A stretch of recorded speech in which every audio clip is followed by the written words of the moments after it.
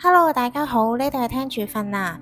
今次咧都好高興可以再次邀請到身心靈諮詢師 Philokita 上嚟同我哋分享一下佢一啲自身嘅靈異經驗噶喎。Hello，Philo。你好，聽住瞓。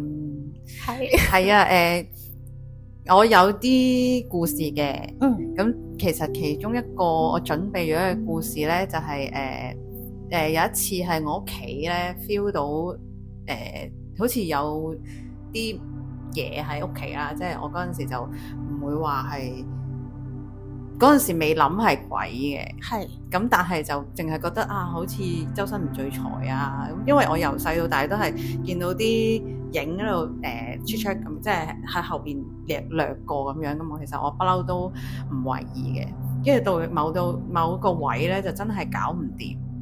咁啱嗰陣時我又好中意睇怪談啦。咁跟住就知道咗有一個師傅咧，跟我哋就叫咗，即係我就同我家姐揾咗嗰個師傅上嚟。其實純粹係諗住幫個觀音開光嘅啫。跟住咁啱嗰段時間，嗰個師傅嘅徒弟又唔係嗰個師傅上嚟嘅，個師傅嘅徒弟上嚟，咁佢好似都係一鋪人咁樣上嚟啦。咁跟住咧就去開光啊做啊，跟住其實最神奇嘅位置咧就係當佢一講話，即係其實佢未講我同我哥，因為嗰陣時係我同我哥喺屋企嘅，我哋係同時 feel 到咧成個房，即係成間屋嗰個氣場係唔同咗，即係個人係好似輕咗咁啦。係。咁跟住之後咧，再嗰個人之後再同我哋，即係搞晒所有儀式之後，再同我哋講翻，其實佢因為我屋企我媽係泰國人嚟嘅，咁泰國人係會有個成日，即係如果你去泰國餐廳咧，會見到會有一個壇仔，跟住會擺太皇幅相，跟住有啲花咁樣。咁我屋企都以前有個咁嘅壇仔喺屋企嘅，因為佢就同我講，你知唔知你屋企咧嗰個位咧？即係佢話有個師兄係一近嗰個位，佢就即刻頭痛嘔，即係頭痛到想嘔。係。哇，唔係話，即係佢就係講話嗰個位其實好勁咯。係。咁因為同埋我係不嬲喺屋企都啱啱有分享，就係其實不嬲都見到有啲嘢行過，咁我就淨係覺得係地主靈啊咁樣，咁人哋即係可能仲早過住你呢度就冇所謂啦。但係我唔知原來佢講到係咁多咯。即係多過嗰個狀況，我唔知有幾多位啦，但係令到人哋頭痛咯。即係拔雜嘅可能。冇錯。但係嗰個真係個神降落嚟嗰下嗰個感受係真係好出咯。我而家呢一刻我都仲記得。係。即係個身體好似你頭先所講係輕咗，同埋成個 feel 係好似有啲嘢驅走咗咁樣。係啊，成件事係唔同咗。咁呢個算係一個好比較 mild 啲嘅靈，我唔知算唔算係靈異經歷啦。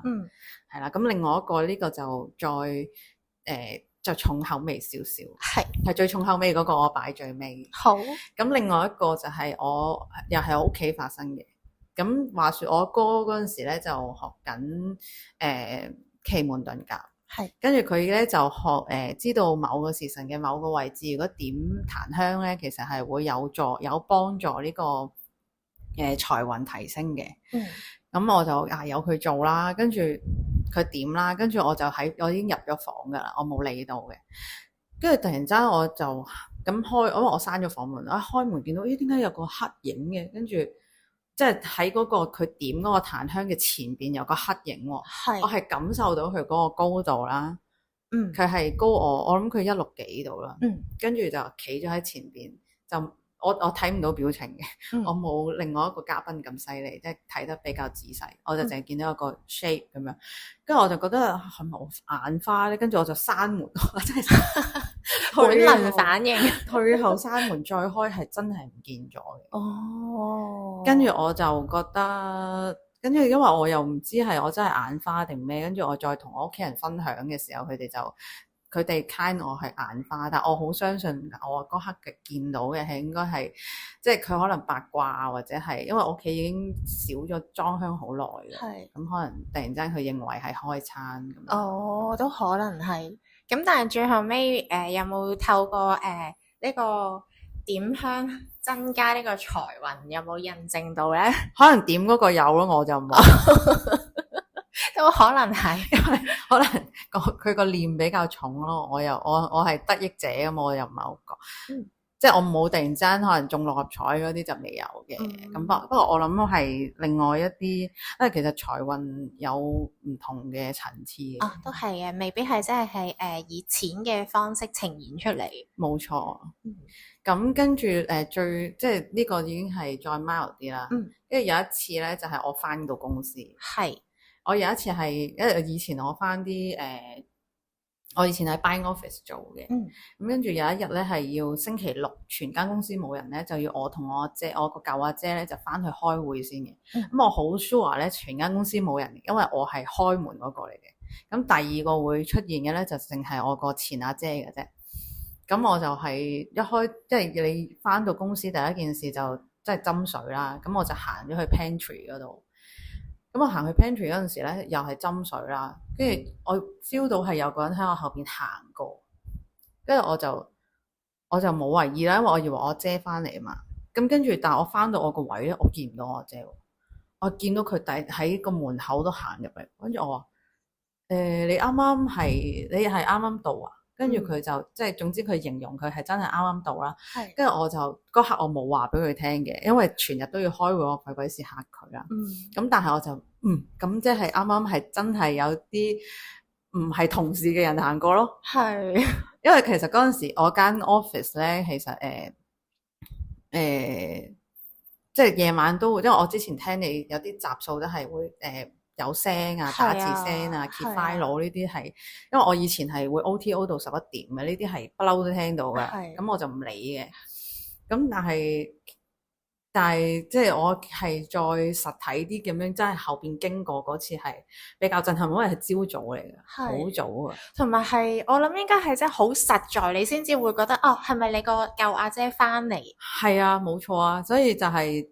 呢個係其中一個啦，跟住同一個 office 其實有另外一單嘅。咁就係咧我哋因為我以前做加盟咧要對色嘅，我哋有個叫做黑房咁嘅嘢啦，咁其實係 store room 嚟嘅啫。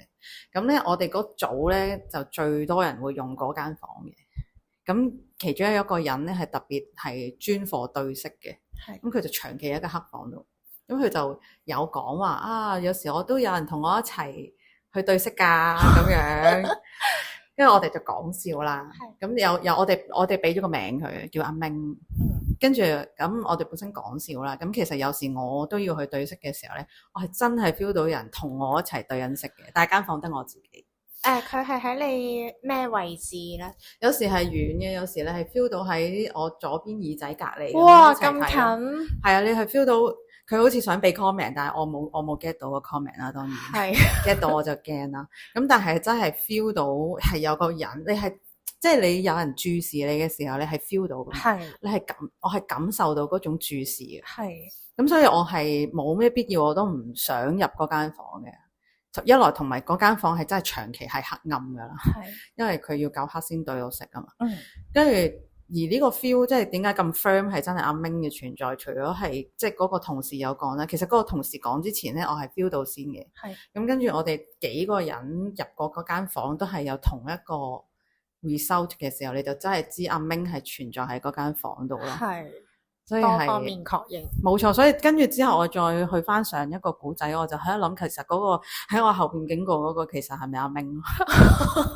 阿明應該中意喺黑房多過出嚟 pantry 飲水嘅，我估。因為間房係個 pantry 隔離嘅。即係可能都有機會出嚟輕鬆下，輕鬆下，咁呢兩個就係最。即係算係 Mile 跟住最勁嗰個，即係我人生裏邊暫時最勁嗰個咧，就係有一次我嗰陣時係讀緊設計嘅，咁我哋有個功課係要影相嘅，咁我哋就去咗一個係離島嘅，我唔記得咗係南丫島定大澳，好似係大澳。咁我哋影咗相啦，影到差唔多黃昏嘅時候咧，我哋咁呢一班年青人嘅，梗係揾地方坐傾偈噶啦。跟住其實我唔係好記得嗰條路而家仲喺唔喺度，但係馬路係一條好長嘅馬路嚟嘅。咁我哋就喺度行入去啦，好辛苦先揾到張長凳啦。咁我哋就嗰個時辰，即係晏晝差唔多5點幾就係6點，即係個天有少少光，仲未去到暗嘅時候咧，咁啊成班人傾下偈，就一定唔知點解會講鬼故噶啦，開始。係。咁我哋開始講啦，跟住突然間我 feel 到我嘅，睇下先，我右邊其實係有啲雞皮起緊噶啦。係。咁起緊之前咧，點解我會有咁嘅感受咧？其實我係即係你知馬路嗰啲燈柱與燈柱之間係斜角咁樣會有一盞噶嘛，但係嗰個距離係有啲遠嘅，咁我就眼尾睄到一個白色 shape 嘅一個女仔啦，我係 feel 到佢係平頭裝啦，着裙嘅一個中短頭，即係去到膊頭咁長嘅頭髮嘅一個女仔啦，咁我就即係我以為我都係一團嘢，我嗰陣時係眼花咯，我覺得，因為永遠自己一個人睇到，我就首先覺得自己眼花咗先嘅。咁跟住一直佢喺嗰個燈柱嘅下邊啦，咁傾下講下咧，佢見我望唔到佢嗰個本身嗰個燈柱嗰個位置，即係斜對面嗰個燈柱嘅位置咧，唔見咗佢喎。跟住之後就到我啱啱講嗰個 moment 咧，就係我突然之間右邊開始起雞皮，我隔離係有一支燈柱。而佢就係企咗喺隔籬嗰支燈柱。哇！咁我淨係喺度起雞皮啦，因為我覺得係淨係我自己 feel 到嘛。我而家都起緊雞皮。係啦，咁我就淨係覺得我自己 feel 到啦，我又冇理由即刻喺嗰個 moment 同人講，喂，你有冇啲唔係好舒服嘅感覺？咁我又冇講嘅。跟住佢哋講下嘅時候咧，另外一個女仔就開始同我講，喂，都傾到咁上下啦，不如我哋行出去啦，都夜啦咁樣。咁有人咁樣提議，我就梗係好啦，因為我係一直唔舒服緊嗰個人嚟噶嘛。咁跟住我哋行出去嗰陣時都好詭異嘅，即係勁大風咯，唔知點解突然之間，我哋係可能一個男仔跟住幾個女仔咧，我哋係要匿喺個男仔嘅後邊先，即係大風度，我哋係要一團人圍住一齊行前先可以好似行到咁樣，即係勁大風。跟住之後行到出，好辛苦先行到出去啦。跟住我哋等巴士出翻市區。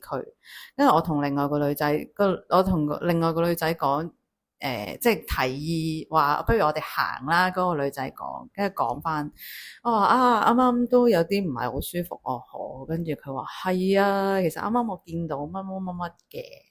咁佢嘅形容同我所睇到嘅係一致咯。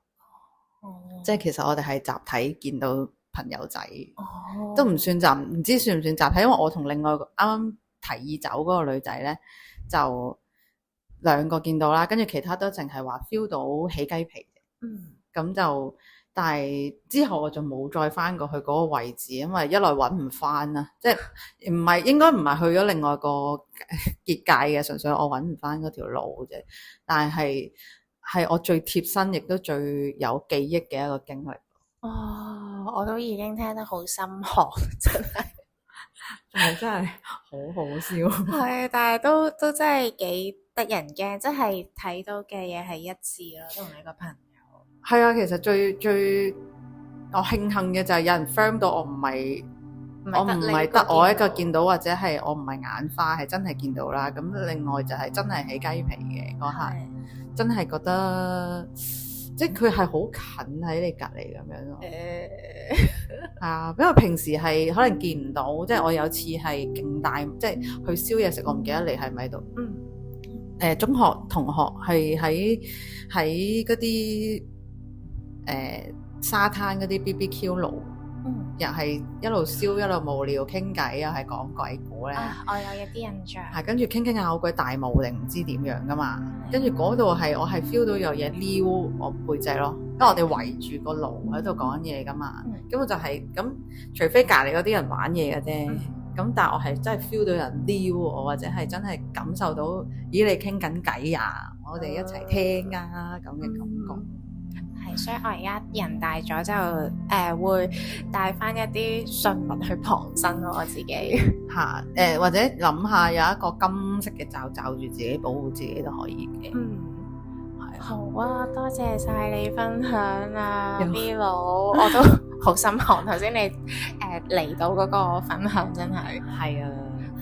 我多謝你邀請我上嚟講鬼故。好啊，希望下一次再有機會可以邀請到你上嚟講解多啲身心靈方面嘅知識俾各位聽眾又好，或者係個人經歷都好啊。好啊，多謝晒你，拜拜。